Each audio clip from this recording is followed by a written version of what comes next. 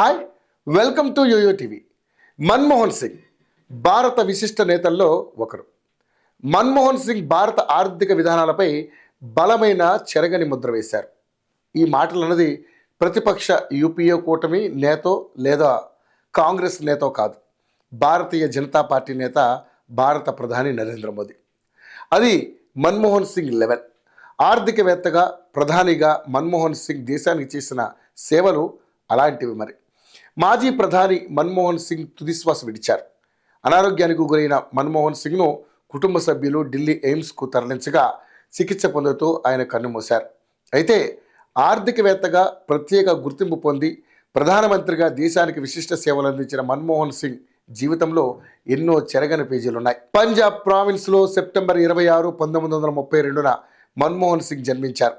ప్రస్తుతం మన్మోహన్ సింగ్ జన్మించిన ప్రాంతం పాకిస్తాన్లో ఉండడం గమనార్హం.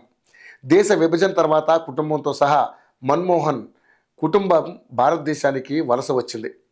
మన్మోహన్ సింగ్ బాల్యంలోనే తన తల్లిని కోల్పోయారు. మన్మోహన్ సింగ్ ఆలన పాలన ఆయన అమ్మమ్మ చూసుకునేవారు. మన్మోహన్ సింగ్ బాల్యంలో ఎన్నో కష్టాలను ఎదుర్కొన్నారని చెప్పవచ్చు. కనీసం కరెంటు కూడా లేని గ్రామంలో దీపం వెలుగులోనే చదువుకునేవారట.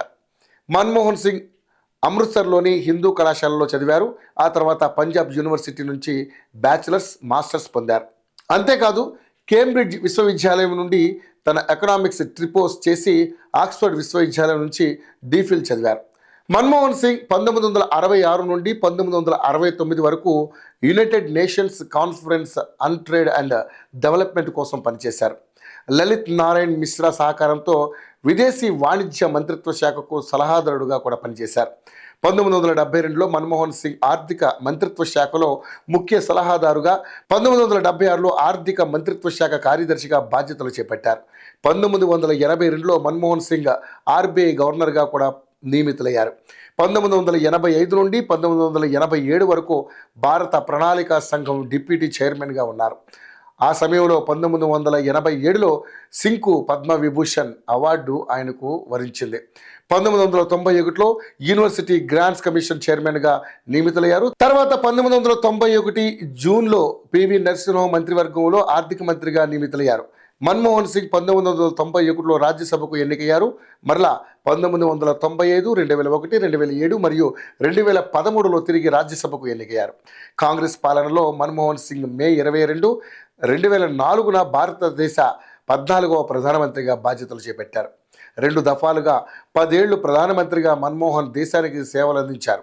2002లో ఆయనకు అత్యుత్తమ పార్లమెంటరీ అవార్డును కూడా మన్మోహన్ అందుకున్నారు. అంతేకాదు మన్మోహన్ సింగ్ ప్రపంచంలోని టాప్ 100 ప్రభావవంతమైనటువంటి వ్యక్తులలో ఒకరిగా తన ముద్రను వేసుకున్నారు.